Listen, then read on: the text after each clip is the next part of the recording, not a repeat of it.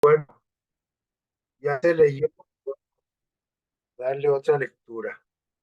Marcos 14, Marcos 1, 14 y 15. El comienzo del Evangelio. Vamos a qué se refiere y a qué se va a referir todo este trimestre, nuestra lección. Bueno, Marcos 1, 14 al 15, vamos a leerlo de nuevo. Dice, de hecho, que Juan fue encarcelado, dice Jesús vino a Galilea predicando el Evangelio.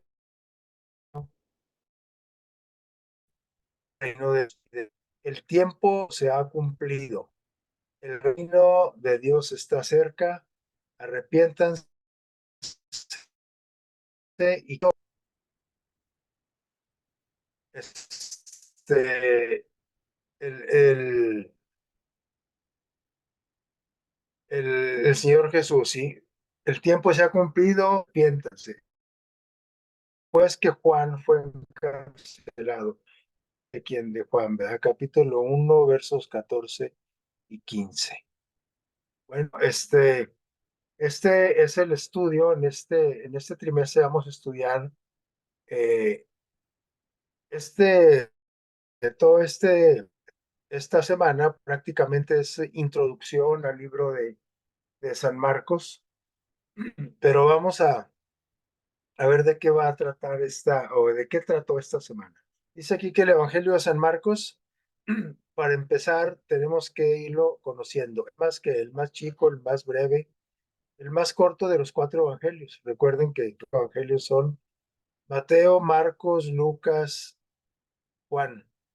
Mateo, Marcos, Lucas, Juan. Entonces, el Marcos es el segundo en orden en la Biblia, más no el segundo en orden cronológico, ¿no?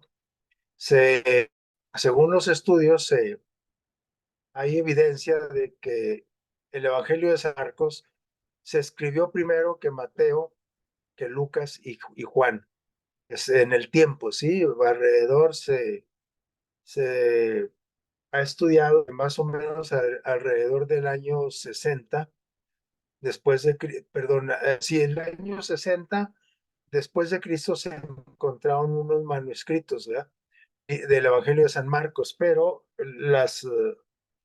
más o menos los acontecimientos, las fechas, sitúan a la escritura del libro de Santos del Evangelio de San Marcos alrededor de los años 40, es decir, poco tiempo de que el Señor Jesús había fallecido, había sido crucificado, había resucitado y había ascendido al cielo. O sea, no mucho tiempo. eh, por eso se dice que el Evangelio de San Marcos es un libro, una historia muy real, muy real, tan real que como fue el primer, diríamos, el primer el libro de la historia de Cristo, el primer evangelio, alrededor de los 40, todavía en esos tiempos, todavía existían personas que habían conocido a Jesús. Todavía existían que habían presenciado la crucifixión, todavía había personas vivas que habían presenciado este, todos, mucho de la vida de Jesús. Así es que si si Marcos hubiera tenido algún error en algún acontecimiento, en algún dato histórico, y yo creo que hubiera sido inmediatamente eh, puesto en evidencia por las personas que habían presenciado, que habían vivido esos momentos que mismo Marcos estaba describiendo, perdón, aquí en el Evangelio. Y es el moto, tiene solamente 16 capítulos, a diferencia de los otros tres evangelios. Como que pareciese ser algo más. resumido, pero no por ser un evangelio un poco más chico y más resumido, quiere decir que es menos importante o que tiene menos datos interesantes. Al contrario, sí. Es un relato, sí, rápido, ágil, dinámico, medio comprimido, porque son 16 capítulos, pero San Marcos narra estos acontecimientos rápidamente, las escenas ante nuestros ojos, e incorpora muchos detalles muy antes que los otros evangelios no incorporan en sus relatos, ¿sí? Y además estos son, pues, escenas, detalles incluidos, sí, pero muy importante, los muy importantes y los que él consideró, bueno, el Espíritu Santo consideró importantes que él registrara de la vida de Jesús. Bien, Marcos eh, se describe ahí en Marcos 1:1, se introduce como que, como el libro que el Evangelio de Jesucristo, Hijo de Dios. Inmediatamente introduce el libro diciendo que Cristo es Dios, que Cristo es el Hijo de Dios y que este libro es el Evangelio, es decir, las buenas nuevas, las buenas noticias, ¿sí? Que el Señor Jesucristo está enviando, en este caso, a través de este libro de San Marcos por medio de este personaje. Y en la semana estamos al autor. El autor, aquí tenemos una parte que le hemos dado el misionero fracasado en un principio. Y luego enseguida otra etapa de la vida de San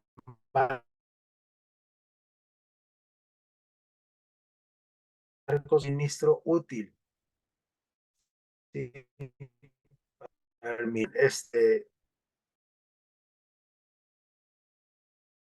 relación, aquí veo uno que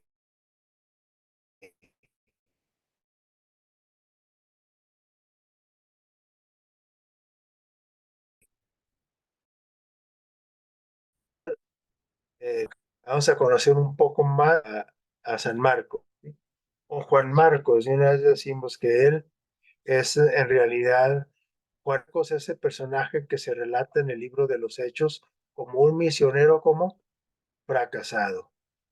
Dice Hechos 12:25 que y Bernabé y Saulo, recuerdan Saulo y Bernabé, esos misioneros, eh, pues en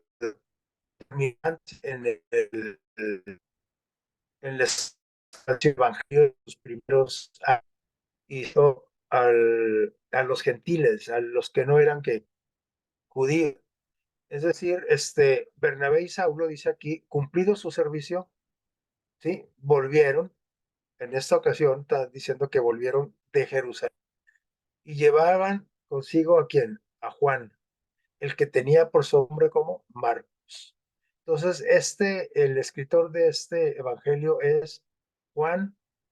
Marcos era el sobrenombre, pero se le conoce como Juan Marcos y bueno, ya nosotros más actualmente y después escrito se le conoce más, se le menciona más como Marcos, ¿sí? Como su apodo. Entonces, Bernabé y Saulo llevaron a quien a Juan por sobrenombre Marcos. Y al igual que los otros evangelistas, Marcos no se menciona a sí mismo cuando introduce su libro. Dice, es el Evangelio de Jesucristo, ¿eh? Pero no dice, yo, Marcos, escribo. Él, igual también que los otros tres evangelios, no se menciona a sí mismo por nombre. Dice, él era un muchacho, un joven, muy joven, cuando sucedieron los acontecimientos que él está relatando. Cuando Marcos era muy, muy joven, un muchacho, todo lo que él está hablando, pues él todavía estaba en una etapa muy joven, ¿sí? Así es que dice todo lo que está relatando lo aprendió todos estos acontecimientos ya históricos, todo lo que ya es historia. Los aprendí muy a través de su íntima relación con el apóstol Pedro. Y en 1 Pedro 5:13 hay una referencia que nos indica que había una estrecha relación entre Juan Marcos y el apóstol Pedro. Y recuerden, Pedro fue un personaje muy, muy allegado, para empezar, de los 12 apóstoles y de los más allegados al Señor Jesús. Así es que, ¿quién mejor que le hubiera contado algunos detalles a Juan Marcos, sino Pedro, ¿no? Un testigo ocular. Y la madre de Juan Marcos era la propietaria, para conocer más de Marcos, ella era la propietaria del aposento de Jerusalén, donde la iglesia se reunió a orar en ocasión del encarcelamiento de Pedro. ¿Se acuerdan cuando fue encarcelado y estaban por ahí los discípulos, dice, en un aposento alto por allí, y entonces Pedro está preso? Bueno, allí en la casa de quién, de la mamá de Marcos, fue donde estaban los apóstoles. Hechos 12:12. Así es que, pues sí, principalmente con Pedro. Poco después de que Bernabé y Saulo llevan con ellos a Juan Marcos, eh, Bernabé y Saulo, poco después que habían ido a Jerusalén a llevar una ofrenda, llevaron a Juan Marcos a donde, a Antioquía. Por ahí están las citas que se menciona todo esto. Los vamos a, no las vamos a leer, pero ustedes las pueden anotar o ya ustedes las leyeron en el estudio de la semana. Allí en Antioquía, sí, el Espíritu Santo llamó a quien, a Bernabé y a ser misioneros. Ese fue el lugar donde se les dio cristianos a los seguidores de Jesús. ¿Sí? Espíritu Santo ahí fue donde llamó a quien, a Bernabé y a Saulo. Y les dijo, ustedes van a llevar mi mensaje, pero de entrada a los que gentiles, es decir, a los que no eran judíos, ¿sí? Y llevaron en la misma ocasión, la que estemos mencionando aquí en Hechos 12:5, ¿sí? Llevaron con él a Juan Marcos, como un colaborador, como el ayudante, como el chalán, podríamos decir, de estos dos grandes evangelistas, Bernabé y Saulo. Pero la vida de misionero para Juan Marcos resultó ser muy dura. O sea, si de por sí es difícil o, o sufren algunos contratiempos, penalidades, algunos conflictos surgen, predicar el evangelio. Hoy en la actualidad, con toda la comodidad de los medios de comunicación y con toda la comodidad también de los medios de transporte. En ese entonces, y los viajes eran muy largos, ¿sí? Los viajes de Pablo, nosotros los conocemos, recorrían todo, prácticamente el mundo corrido de su época, ¿no? Pero por eso fue que le resultó muy duro a Juan Marcos, y además estaba, pues, chavalón, todavía le faltaba mucha madurez, le faltaba más conocimiento, más, entrega, ¿no? Y entonces él, en algún momento del viaje, ¿qué dice? En Hechos 13:13, él decidió regresar a Jerusalén. Dijo, mejor, ahí muere, mejor ya no sigo. Yo me devuelvo de aquí. ¿Qué pasa cuando nosotros encontramos una persona así? Que se metió, que entró a un proyecto y que nos deja el trabajo tirado, nos deja embarcar, nos deja este, al menos por el momento, sin otra solución, otra alternativa para continuar un proyecto. Sí, llevaron a Juan Marcos Bernabé, de hecho era sobrino de Bernabé, ¿sí? Si Bernabé llevó a su sobrino y Saulo aceptó es porque realmente necesitan de una tercera persona que los apoyara, que los auxiliara en este viaje. Dijo, no, pues dijo mi mamá que siempre no. Decidió regresar a Jerusalén. Y lógicamente, el apóstol Pablo, todavía Saulo, ¿qué pasa? ¿Se molestó? Claro que se molestó, ¿eh? Y Bernabé, pues también hasta se sintió avergonzado porque digo, pues es mi sobrino, yo lo recomendé y ya nomás este muchacho, pero bueno.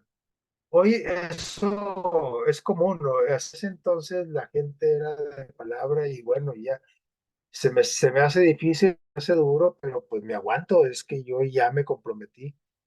Cuando hacemos un trato, cuando nos comprometemos a algún asunto sobre, en cualquier área, ¿eh? En el trabajo, en la escuela, en la iglesia, algo para con Dios, un trabajo para Dios, tenemos que llevarlo a cabo. O sea, sí se vale decir hasta aquí llego, pero no tan fácil, ¿no? Tenemos que tratar de cumplir por muy dura que sea la tarea en la que estoy emprendiendo. Bueno, eso era antes, hasta unos años todavía atrás. En la actualidad todavía la gente era de palabra y cumplía y aguantaba su compromiso. Hoy es bien fácil decir, dijo mi mamá que ya no, o ya no tengo ganas, o ya me cansé, o no, eso está muy difícil, o ahí muere, ¿no? En este tiempo sí, la gente, así somos ya cada vez más las nuevas generaciones tienen menos compromisos, menos formalidad y fácilmente deshacen un trato. Ustedes, los más adultos de los que estamos ahorita ya han de haber detectado de hace de una generación para acá que así es ahora con los jóvenes, ¿no? Fácilmente nos echamos atrás compromiso. Así es que aquí dice, solo Lucas está conmigo. Aquí, bueno, eso sucedió antes, pero ahora en esta otra parte que se titula útil para el ministerio, estamos hablando del mismo Marcos, del mismo Juan Marcos, vino de quien de Saulo. Miren lo que expresa ahí en 2 de Timoteo 4:11.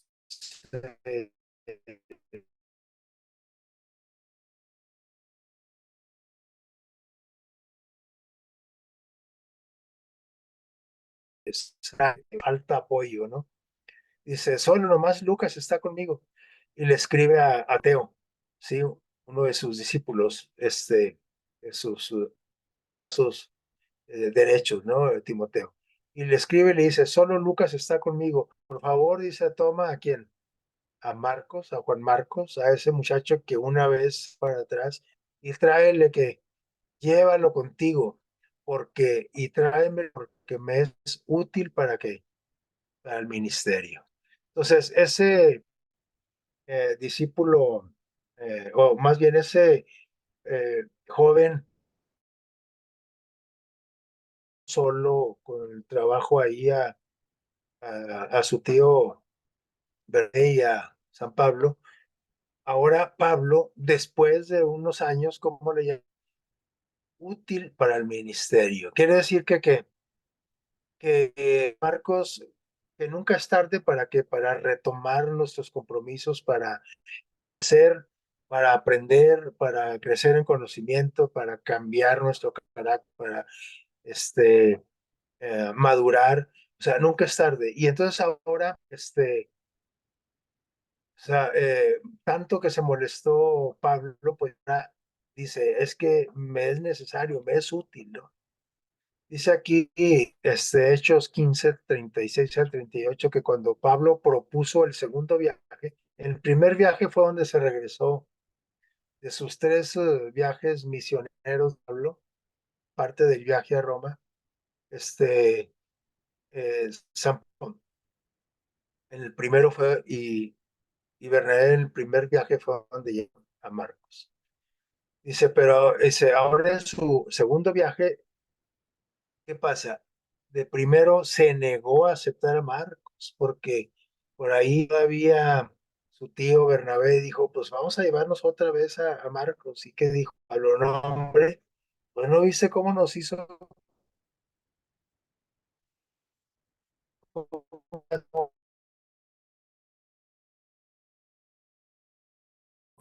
nos hizo aceptar como colaborador, no como persona, así como colaborador. Dice, no, no, pues para poner las ayudas, ¿para qué quiero ayudas, no? Pero porque Pablo y no lo quería llevar porque necesitaba ayudantes como firmes, que fuesen un apoyo y no una carga, que no hubiera nadie chipilón desde luchos, porque en realidad esos viajes estaban tremendos, muy cansados, ¿no? Si cuando a Mazatlán a un viaje de fin de semana regresan todos cansados y en Mazatlán, en el hotel y todo acá, en estos viajes duraban años, ¿sí? Y aparte, pues tenían que entrarle a todas las diferentes, este, carencias, ¿sí? A las que se enfrentaban en un viaje de esa magnitud. Así es que Pablo necesitaba otro tipo de perfil y Marcos ahí no dejaba, había quedado mal la primera vez. Pero aunque aquí ya vimos, eso fue antes de leer 2 Timoteo 4:11, pero luego después cambió de ser, ¿sí? Pablo, porque Bernabé insistía y estaba seguro de que su sobrino Marcos, que sí dice, es que sí tiene potencial, pues no sé qué aquella vez le dio mamitis o no sé, ¿verdad? Tenía el potencial para ser un buen minero. Así que San Pablo dice, así que, perdone, ¿cómo se llama? Bernabé, el tío, dijo, bueno, si tú no lo quieres, yo sí lo quiero. Así es que lo tomó y se lo llevó con él a donde a Chile. Y Pablo, como no lo quiso llevar, escogió otro personaje que dijo, sí reúne el perfil. ¿Quién era? Silas, también muy venerado como compañero de Pablo, ¿no? Así es que ahora cada aprende un camino diferente. El segundo viaje, el primer viaje, Marcos, Pablo y Juan Marcos. En el segundo viaje ya no lo hizo Pablo. Y dijo, yo me llevo a Silas, si quieres tú a tu sobrino, confías en él, llévatelo. Así es que el segundo viaje lo emprende con Silas, el apóstol Pablo. Hechos capítulo 15, versos 39 al 41. Por ahí se narra de esta etapa, ¿no? Pero saben de que aquí tenemos algo interesante. Bernabé tenía razón. Ahora nosotros lo sabemos, ¿sí? En ese momento, pues iba a calarse, ¿verdad?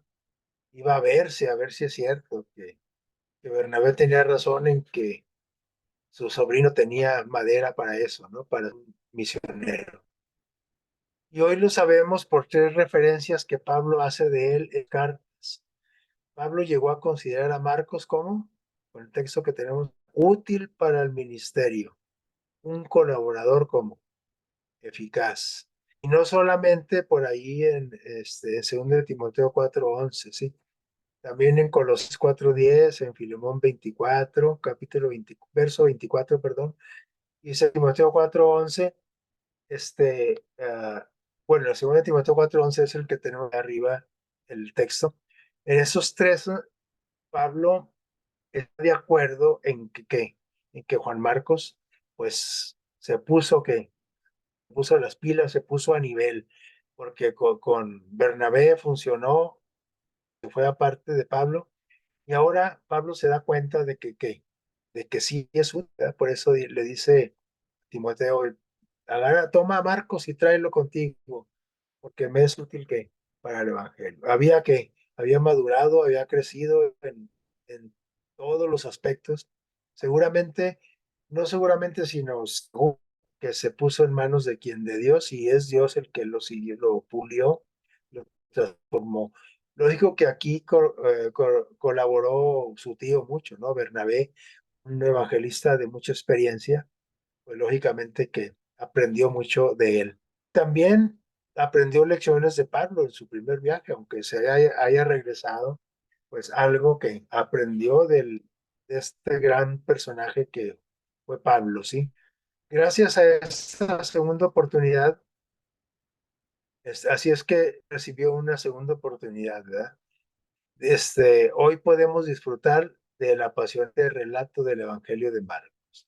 Luego no solamente fue un evangelista, un colaborador, sino que fue un grande escritor dirigido por el Espíritu Santo, ¿sí? Y escribió el Evangelio del que estamos tratando, el Evangelio de San Marcos. Entonces, el inicio del Evangelio es este asunto de quién era y Juan Marcos, ¿sí?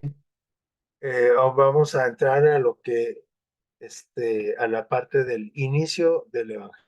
Y bueno, aquí lo dividimos en algunas partes. La primera es la preparación. Dice Marcos 1:7, por ahí en el verso 7 dice, y predicaba, diciendo, viene de mí el que es más poderoso que yo, a quien no soy yo digno de desatar encorvado o agacharme para desatar la correa de sus zapatos, de su calzado. Marcos 1:7. ¿A qué viene ese texto? El apóstol, digo, el escritor Juan Marcos eh, estaba hablando de la preparación del evangelio,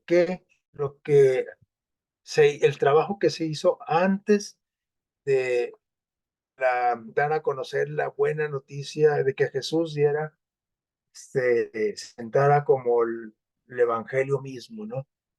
Entonces se está refiriendo a quién, al, al, al- a Elías, el, el que bautizó a Jesús, ¿sí? Al profeta Elías. Él dijo, bueno, a ver, y ustedes dicen que yo, el Espíritu Santo, que yo les hablo, que yo les predico, dice, pero yo no soy nada, dice, el que viene atrás de mí es mucho más poderoso, dice, a quien ni siquiera yo soy digno ¿de qué? De desabrochar las cintas de sus zapatos. Marcos comienza aquí presentándonos a Dios, preparando el viaje de su hijo, ¿de quién? De Jesús, ¿sí? Un viaje que comienza en donde, en el cielo, ahí vemos la primera imagen de la izquierda arriba. El viaje empezó en el cielo, ¿sí? Y Dios, ahora estaba preparando el, el escenario aquí en la tierra.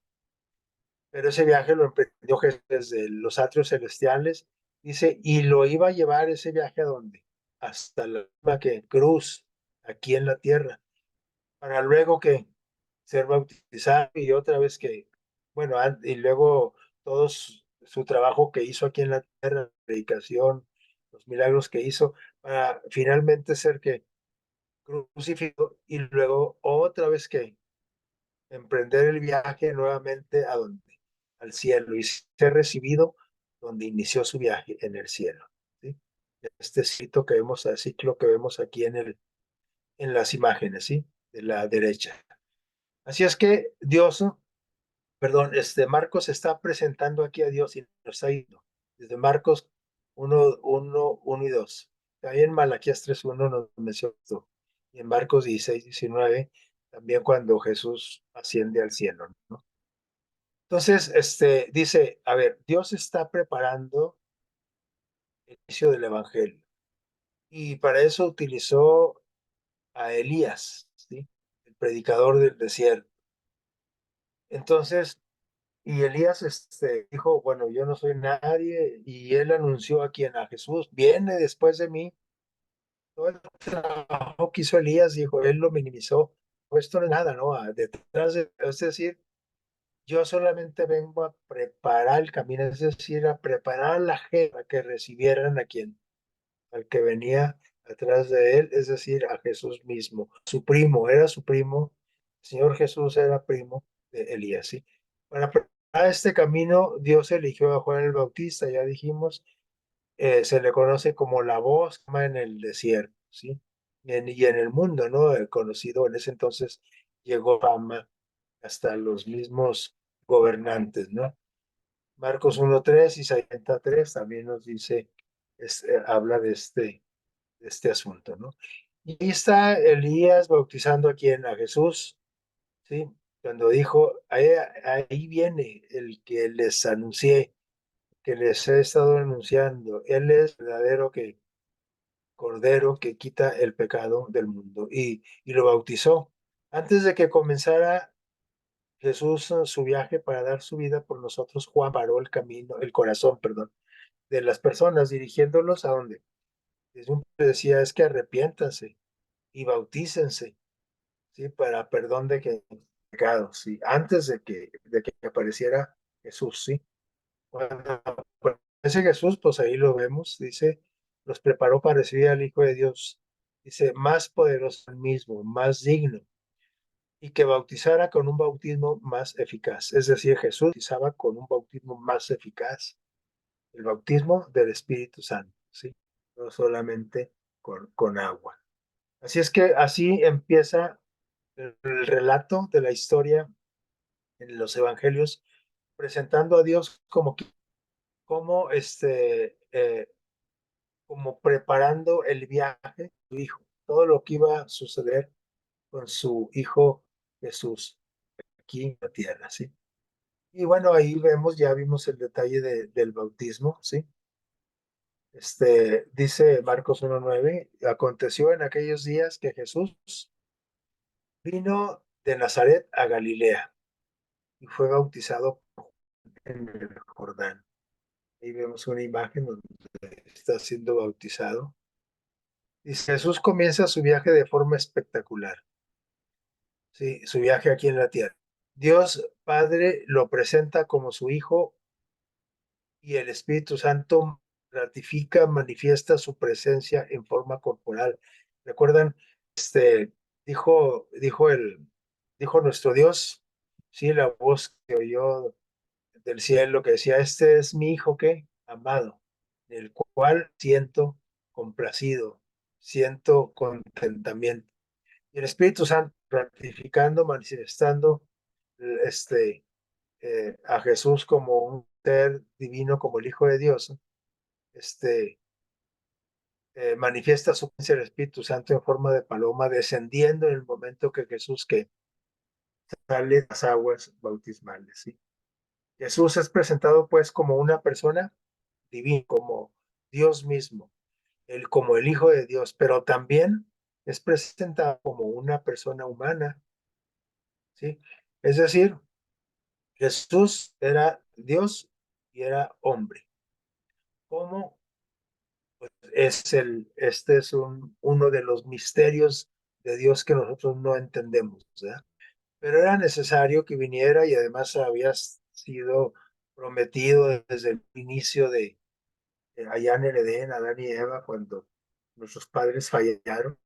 El Mesías, el Redentor del mundo, fue prometido a la humanidad. Llegó el momento y este fue el momento, ¿sí? Entonces Dios mismo era el único capaz de redimir, de salvar, de rescatar al hombre. Así es que ningún ángel, arcángel podía hacerlo. Tenía que ser Dios mismo. Y fue Dios el que se hizo presente en carne a través de la persona de nuestro Señor Jesucristo aquí en la tierra, ¿sí?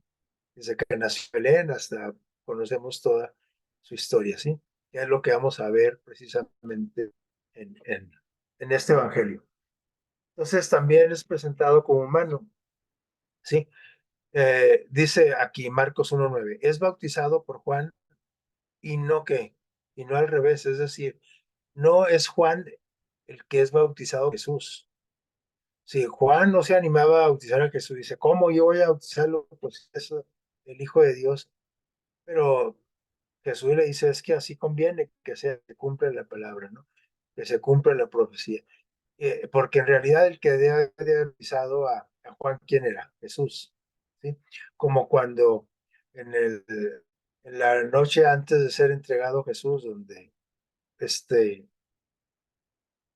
o en la noche que fue entregado Jesús al ejército romano, que en aquella cena pascual, en lugar de que los apóstoles le lavaran los pies a Jesús, Jesús lavó que le lavó los pies a sus apóstoles, ¿sí? Bueno, los discípulos tendrían que lavar los pies del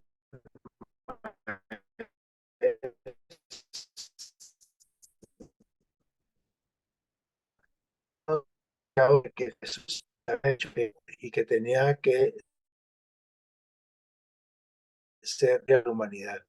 Entonces, igual aquí, es el que tenía que bautizar a Juan, pero él no quiso que fuese así. Y él dijo, es que me tienes que bautizar, ¿no? Para emprender, porque estoy por emprender, y fue bautizado con agua y con el Espíritu Santo, porque él de ahí fue a donde se dirigió al desierto, porque a seguirse preparando. Aquí el bautismo y todo lo que anunció Juan fue y el bautismo, pero también el desierto fue una preparación. Es dirigido por el Espíritu Santo, ¿sí?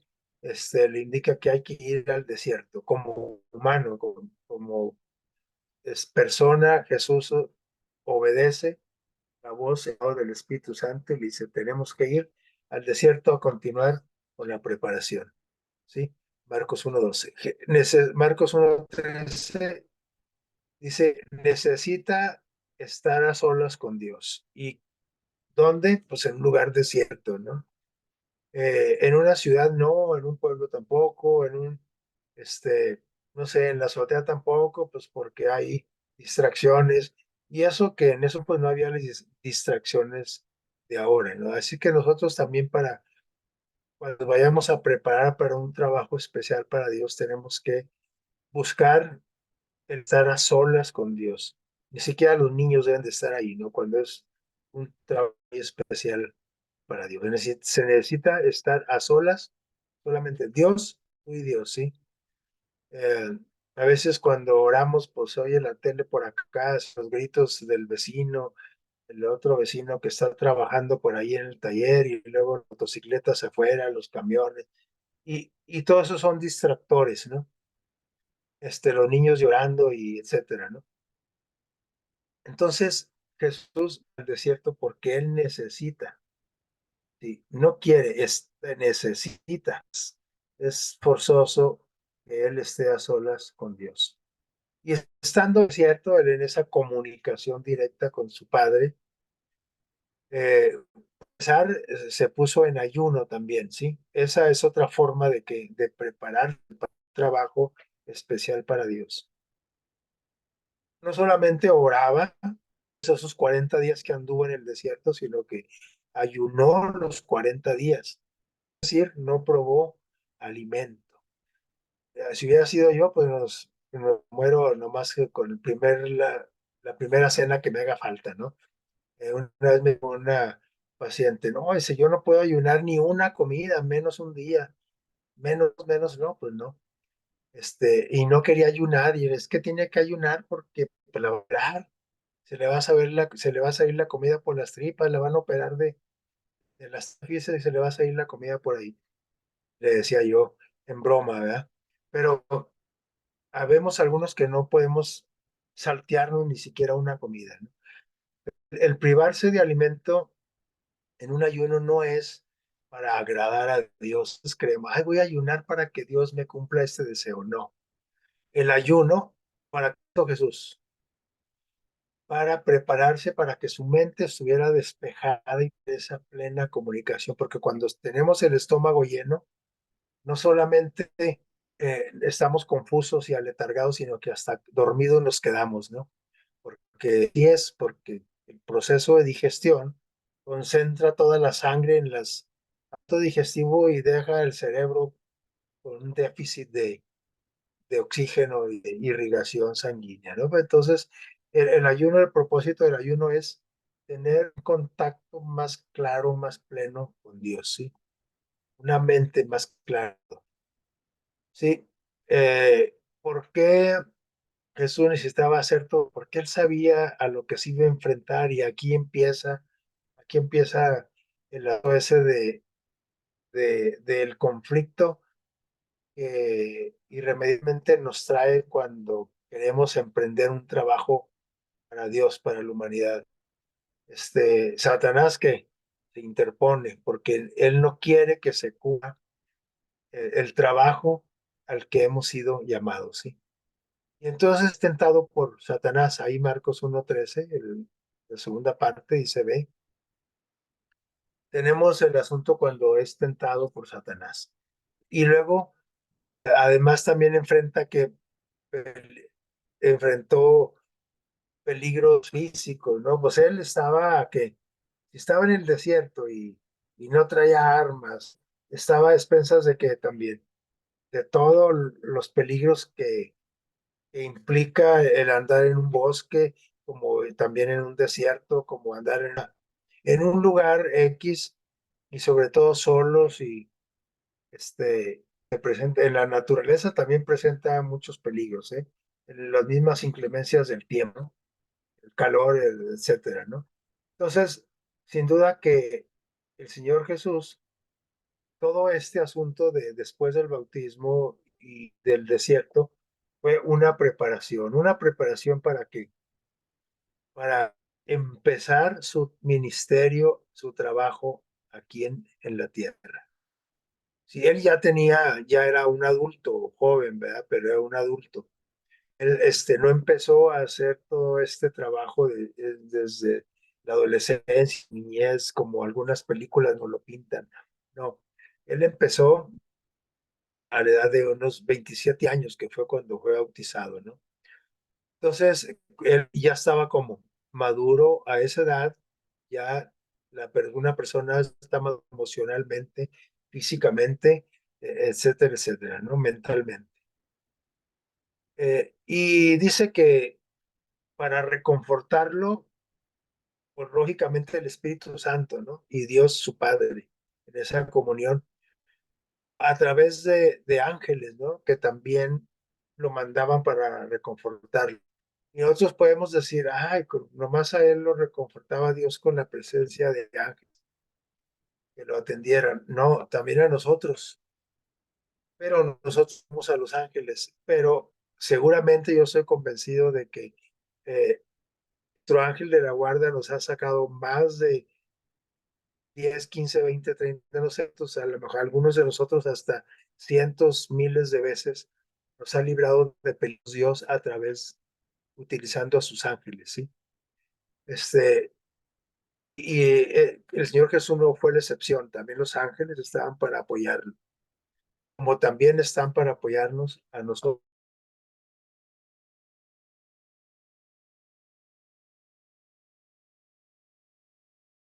Nos presenta plenamente como divino, pero también plenamente humano, ¿sí? Un humano llegó a ser que Satanás tentó, es decir, dijo, no, pues al cabo tiene la forma humana, tiene un cuerpo humano, pues voy a tentarlo y tiene que caer, así como si cayó Adán y Eva, que no andaban en ayuno, ¿eh? Pues, ya todo Jesús, todo débil, con mucha hambre, sí, cansado, etcétera. Y Adán y Eva, que estaban enterotes ahí en el Edén, cayeron, ¿verdad? Así es que voy a hacerla lúdicamente, no lo logró, ¿verdad? Por eso es que nosotros, el Señor resistió y por eso tenemos que seguir su ejemplo, ¿no? Y por eso pudo cumplir con la misión y usted y yo poder ser sanos, o salvos, diríamos, ¿no? Entonces es a la vez Salvador, es nuestro Salvador, es nuestro hermano y es nuestro Señor y es nuestro ejemplo. Es la revelación plena del amor de Dios a la humanidad. Este libro de White en los lugares celestiales dice, la gloria que descansó Cristo es una prenda del amor de Dios por nosotros. Nos dice del poder de la oración, nos dice cómo la voz humana puede llegar al oído de Dios y nuestras peticiones pueden encontrar aceptación en los celestiales. Dice, la luz que se derramó de los portales abiertos del cielo sobre la cabeza de nuestro Salvador se derramará también ¿dónde? Sobre nosotros cuando oramos pidiendo ayuda para resistir la tentación. La voz que habló Jesús dice a cada alma creyente hoy, este es mi Hijo amado en quien yo tengo complacencia, contentamiento, ¿sí? Muy bien. ¿Cuál es el mensaje? El mensaje, dice aquí, Marcos 1:14, después que Juan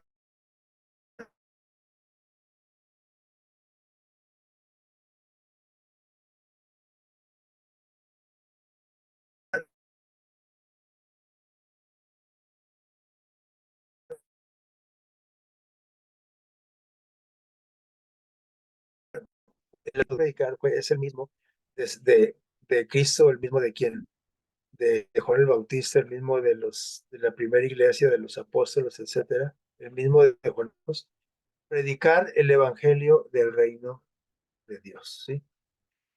El inicial de Jesús abarcaba tres aspectos. El tiempo se ha cumplido, el tiempo de que Jesús viniera, ese Mesías prometido. Ahora, desde 4000 años, se cumplió el tiempo y vino Jesús. El tiempo se ha cumplido. ¿Qué más? Este, una referencia esto del tiempo se ha cumplido es una referencia de la profecía de las 70 semanas. Allá lo tenemos ilustrado, si 70 semanas o 490 años, ¿sí? De Daniel 9:24. Inició donde en el decreto de Artajerjes allá por el año 457 antes de Cristo, antes de la era cristiana. Ahí empezó esos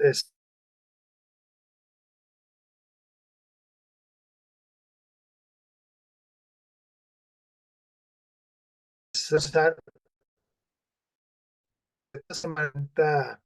años proféticos que equivalen a 490 años, iban a pasar hasta el ungimiento de Jesús, en otras palabras, hasta el bautismo de Jesús, ¿sí?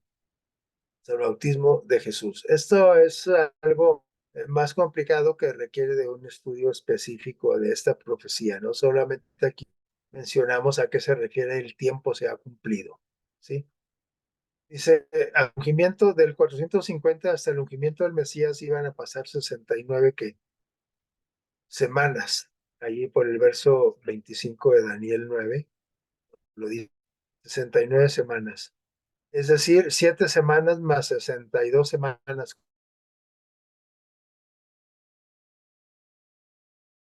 Dice, se cumplió con el bautismo de Jesús en el año 27.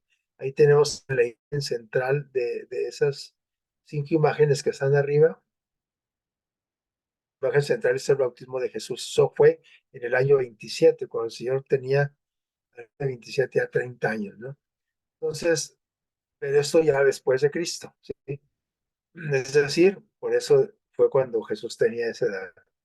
Media semana del año 31, es decir, media semana, a la mitad de otros 7 años, una semana es profética, son 100 años, a la mitad de esa semana que en el año 31 Jesús dio, y ahí tenemos la imagen donde Jesús fue crucificado, a la mitad de los 7 años, es decir, a media semana. Y luego después que dice ahí, al verso 27 viene esto. Luego Jesús muere allí. A eso se refiere el tiempo se ha cumplido. Vino a nacer, vino a ser bautizado, vino a ser crucificado, vino a cumplir su palabra de que la humanidad iba a tener un Mesías, un Salvador. Y entonces dice, ahora sí, el reino de Dios que se ha acercado, ¿sí? O sea, el reino de Dios siempre ha estado con el hombre, pero ahora estaba más cerca la promesa de que comenzaba a cumplirse el pacto de salvación, ¿sí? El ser humano empezó a ser literalmente rescatado, ¿sí? Por eso dice, arrepéntanse y crean en el Evangelio, crean en la noticia que estamos dando a que conocer. Así es que el mensaje inicial de Jesús, ahí en 1:15, abarca esos tres aspectos. El tiempo se ha cumplido, el reino de Dios se ha acercado, y un llamado al arrepentimiento y a creer en esta buena noticia, ¿sí? Tomar parte de este pacto al aceptar el perdón de Jesús. Así es que el mensaje actualmente también incluye esos tres aspectos, ¿sí? Se ha cumplido tiempo, ya se cumplió. Jesús viene, ya se está cumpliendo el tiempo, bien, es decir, Jesús ya está por venir y el tiempo está por cumplir y debemos, por lo tanto, arrepentirnos y creer para poder ir yo y los que yo quiera que vayan, es decir, por los seres humanos que yo quiero, los que usted aprecia, etcétera, que tenemos una gran responsabilidad, según aquí la intuición del libro de San Marcos, ¿sí? La nota predominante de la predicación de Cristo era que, dice el deseo de las gentes, el tiempo es cumplido y el reino de Dios está cerca. Arrepiéntanse, crean al Evangelio. Eso es lo que tenemos que decirle también a la gente. Primero, hacer lo mío, ¿no? Yo estar seguro que efectivamente el tiempo se ha cumplido, que Cristo viene. El reino de Dios, si estaba más cerca hace 2000 años, ahora está más cerca todavía. Por eso yo tengo que arrepentirme y tengo que creer en esta noticia. Y luego, ahora sí, la hice mía, ahora la voy a compartir con otros, ¿sí? Porque yo no puedo convencer a alguien lo que yo mismo no creo. Primero tengo que yo creer, ¿sí? Así, el mensaje evangélico, como lo daba el Salvador mismo, se basaba en las profecías. El tiempo, el que declaraba cumplido, era el periodo dado a conocer a Daniel cuando tú lo manifestó ahí por el ángel Gabriel, ¿verdad? Y así como el mensaje la primera venida de Jesús anunciaba el reino de su gracia, el mensaje de su segunda venida también anuncia el reino de su, bueno, antes el reino de su gracia, porque él era el regalo. Jesús es nuestro regalo, la gracia. Pero ahora nosotros debemos anunciar el reino, porque Jesús está por venir. El segundo mensaje, va a venir como Rey de Reyes y Señor de Señores. El segundo mensaje, como el primero, están basados en profecías los dos, ¿sí? Este párrafo es el deseado de todas las gentes. Y bueno, página 199, 201. Y bueno, pues creo que aquí terminamos y este, no sin antes desearles un feliz sábado y sobre todo y una invitación a irnos a nosotros estudiar, muy interesante. Todo es interesante, todo palabra de Dios, pero este trimestre vamos a profundizar, no nomás una lectura superficial como lo leemos en el año bíblico, sino vamos a profundizar en cada uno de los detalles que el Espíritu Santo le indicó a Marcos que escribiera para nosotros. Que Dios los bendiga. Feliz sábado.